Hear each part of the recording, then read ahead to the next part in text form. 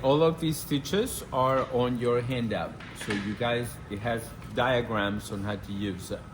You're gonna have a video anyway. All right? So I'm not gonna make you suffer. Well, I should. Should we start with the hand stitchings, or you guys want to do a little machine and then we'll go back to them? Huh? Machine. Okay, we're gonna do them because we're doing 5 of them. But so I'm gonna start with number 3. Turn stitch with seam allowance. Okay. So for that one, we're gonna get 2 pieces of fabric. It's not cooperating.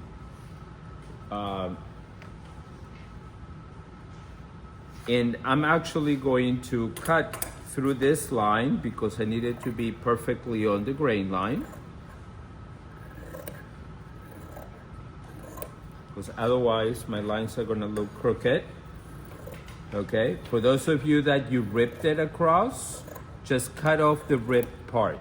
I don't care about the edge because eventually I'm gonna clean up my presentation and have a better swatch. And obviously this is way too big, okay? So I'm gonna put my 2 pieces right sides together, like we usually do. And I have a few little pet peeves when we do a sewing machine. I don't want anybody to use this thing. I want you guys to use your knee, okay? And for some reason, all of you tend to have your chair as low as possible, where your knee is never gonna fit here, okay? Tall people or short people, we need to have our chairs a little higher, okay? Because I'm gonna control everything with this, and you do want that because these stitches are going to be requiring, okay? So am I going to stitch this right now? No, I'm gonna put pins, okay? And I'm gonna use a very rude comment that I usually do. My seamstress has been working with me for over 35 years and she uses pins. What do you guys think that this is level 2 and you can get away with that using a pin? Okay, so I apologize if it sounds rude, but it's truthful. Okay? Not rude at all? Okay, so that's even better. So I put pins because I want to make sure that my fabrics are not stretching. By the way, when we get to the bustier, you're gonna find out that your foot pushes your fabric and not at the same speed as the feet dog. You guys, I'm using terminology so you guys are familiar, right? This is the foot and this little teeth at the bottom is called the feet dog, okay? So when you put 2 fabrics together and you don't pin them, then you're gonna end up having one side of the garment longer than the other, which I know it has happened to you guys, okay? So pin it, because I know that I ripped them and they were all the same size, so they should be the same size and not randomly guess how they were made. Are we all okay with that? So I want you guys to use your knees. Your stitch should be anywhere between 2.5 and 2 3/4. Do not make it any bigger than that because it actually will gather your fabric, and one of the assignments is actually to do that. One of the samples, okay? And don't do it any smaller than that because it actually will pucker your fabrics, okay? So right in the middle, because it's 0 to 5 is a good number, okay? I'm gonna do the turn stitch seam allowance. So for that one, you can do the 1/2 inch if you want. I'm going to actually do 3/4 just because it's a sample. I want to make sure that it makes it more visible, okay? And you're going to be pressing as you go along. So I'm going to sew at 3/4, couple stitches. And by the way, I turned the speed on my machine as high as possible, okay? Because I wanted to show you that this is not like no hands, okay? You can control the speed of the machine, but if your chair is too low, you have no control over your foot, okay? So I can control it with my foot. you guys are gonna find out that when the machine is very fast, you take your foot off and the machine's still sewing a little bit. So that is here on the bottom where my foot is standing is actually called a clutch, just like a car clutch, okay? So if you kick it with your heel, just as much as when you move your foot forward, it goes forward. If you kick it with the heel, stop it in its tracks, okay? And that's why I'm more comfortable stitching faster, because I learned when these machines were not this quiet. You're gonna see when we do the buttonhole how loud the machine is. That's, anybody who has been in a factory? No, okay. So you're gonna see that it's very loud, okay? So these are actually very quiet, which is really good, and they save energy and so on, okay? But you can also adjust the speed. On those machines, you couldn't attach it to.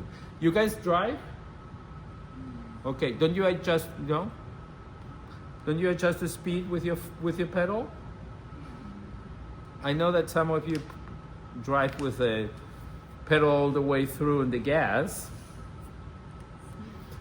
Anyway, yeah, you can control your speed on how much gas you are pumping on it, okay? Machines are exactly the same. So do not use this unless you're actually threading or for any reason. I don't want anybody to be doing this, because the advantage of the industrial machine is that you have the freedom to actually control it with your foot, okay? What else I was gonna say?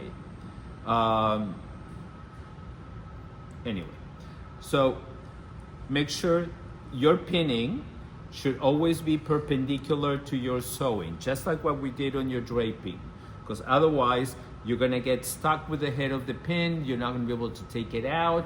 A piece is going to fly out in the air. Half of it is gonna break, get into your eye.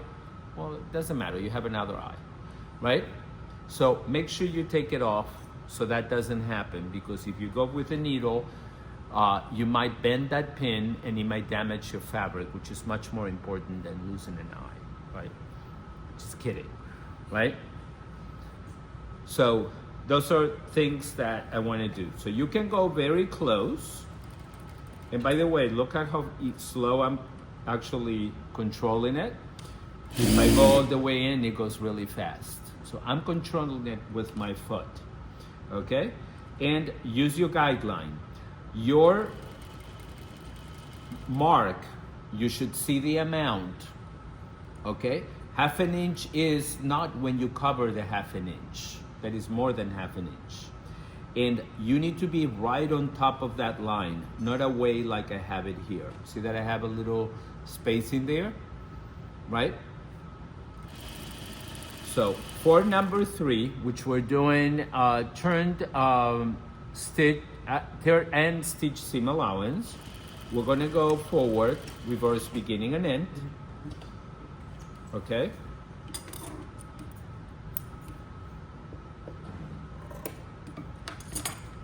Okay. And then we're gonna go to the iron and we're going to press this. Let me see if I can hand press it, okay? Just for the demo, but you guys need to get up your chair. It's good for your 10,000 steps, okay? And see that I have a raw edge?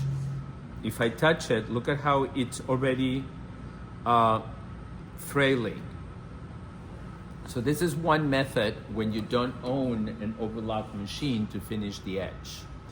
So I'm gonna turn just the one seam allowance and I'm gonna turn it over 1/8 of an inch. And I'm going to stitch that seam allowance here.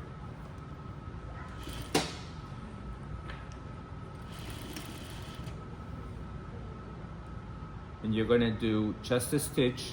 So, why is it got stuck? Let's see. So the raw edge is gonna be on the fold in, so you won't see it. This machine has the needle a little crooked. It's not on the center.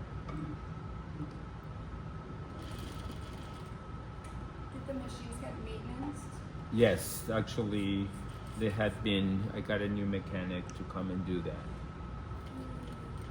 That's why you guys at the beginning of last semester, you have a lot of machines broken and then there are not that many.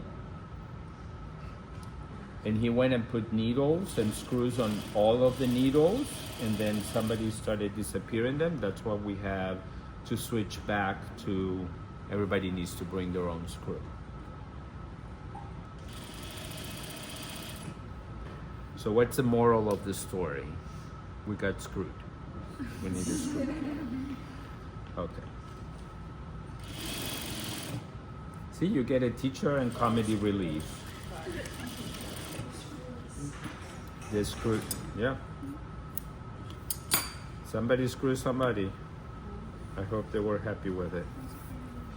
Anyway, so now I'm going to do the opposite side. I have this problem that it actually is eating my fabric as I'm starting when I reverse it.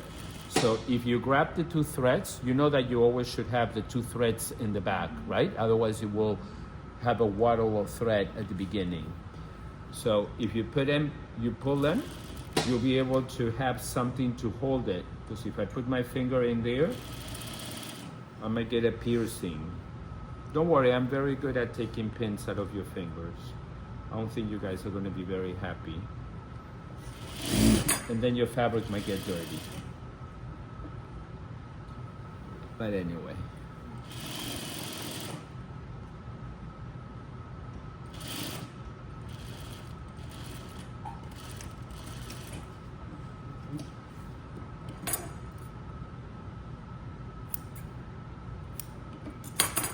So for this example, you're going to show me the wrong side of it. See that the raw edges of the seam allowance have been cleaned. Okay? So this is number 3. Let's do hand. Okay, well, we need to kind of go into the hand stitching. So this is a combination of the two. So I'm going to label them, put not 1, 2, 3, whatever, so you guys can look at my swatches. And maybe I will create a book if they are all pretty, so you guys can have an example, a book of examples. So your hand over stitch is when you want to also, these two look fairly straight. You also need to finish the edge so it doesn't frail. But again, you don't have an overlock machine, so this is another method on how to finish your seams. Now, keep in mind, sometimes you want to do this on the outside, and it could be a decorative stitching for your design, okay? So I'm going to stitch this one at 1/2 inch. So this is number 4. I sound like the AKC dog show when I'm introducing a breed. Okay. So we stitch it at 1/2 inch.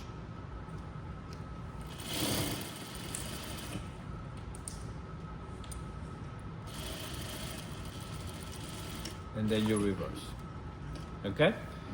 So we're gonna finish the seam allowance. So again, we're going to bless you.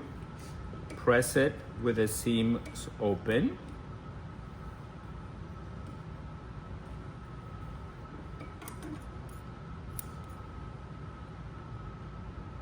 Okay. And this one, we're gonna finish by hand because we're gonna go into the 3 by hand stitches. Okay. So, I use these needles because they're empty, because they're very long and very sharp and they have a big hole, so they're just easy to use. I used to have some of my beading people from India send me these special needles, but then I found these are English needles. Last time I bought them was on eBay, but years ago. And I bought for $10, because it was a minimum of $10, and they came 3 packages of 25 needles each. Okay, so they're not expensive, but you guys are gonna find that your needles are kind of fat and have a tiny little hole, right? I like them very sharp and very long, and after I use them I kind of bend them, and that's fine. So you guys know how to make a knot on thread? Yes?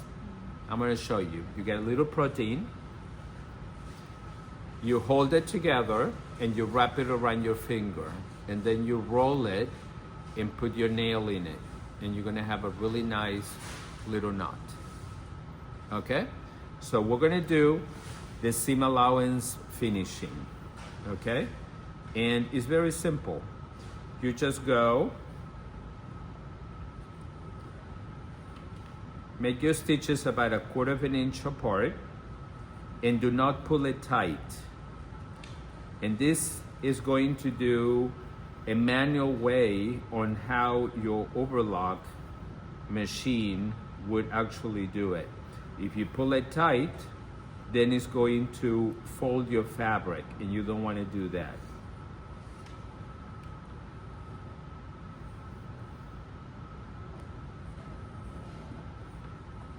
I'm going to finish only one side. I'll do the other one later.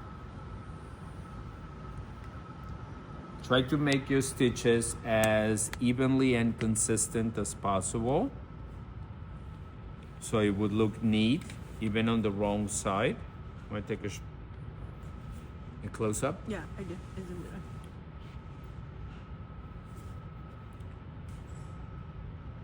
And see that I'm already having these threads frailing. I'm encasing them in there so it doesn't continue to frail. So where would I use this? You know, you guys know how the fabric boucle looks like? You know your Chanel jackets? That's called boucle. So the yarn on a boucle fabric is very thick.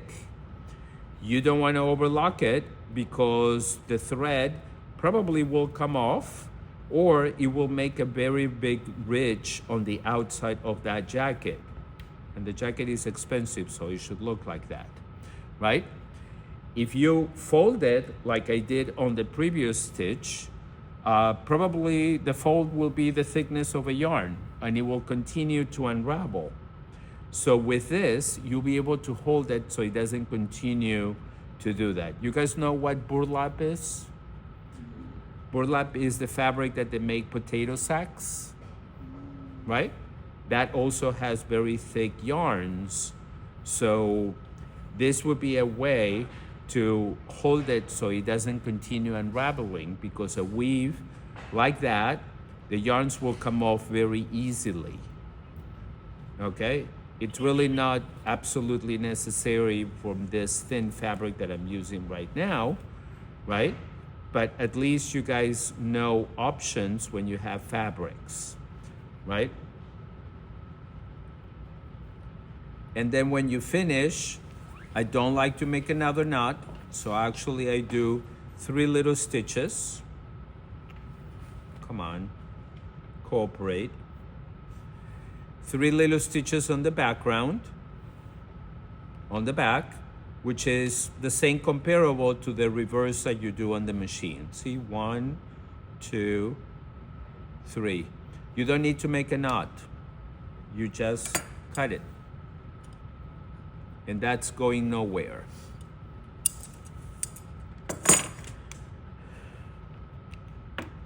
And we'll do the other side the same way. Okay? We're good? All right. So those of you that took